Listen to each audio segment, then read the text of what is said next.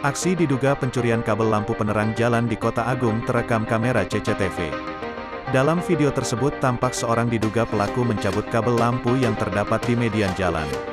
Selain mencabut, pelaku itu pun merunut kabel untuk dicabutnya. Video tersebut dibenarkan Dinas Perhubungan Tanggamus, dan itu terjadi di Jalan Merdeka, Kota Agung.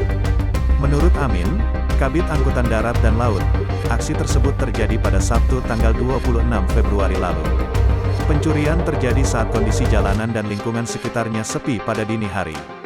Benar ada pencurian kabel lampu penerang jalan di Jalan Merdeka, Kota Agung pada tanggal 26 Februari, kami ada videonya dari CCTV. Pencurian terjadi sekitar pukul 2 waktu Indonesia Barat, terang Amin. Ia mengaku, dari aksinya tersebut panjang kabel yang hilang sekitar 100 meter. Akibatnya dua lampu pada dua tiang listrik hilang. Kerusakan akibat pencurian kabel itu sudah kami perbaiki dan sekarang lampunya sudah menyala, ujar Amin. Ia mengaku, memang di wilayah Kota Agung sudah beberapa kali terjadi pencurian kabel. Pencurian sebelumnya terjadi pada bulan Januari di ruas Jalan Samudera, Kota Agung.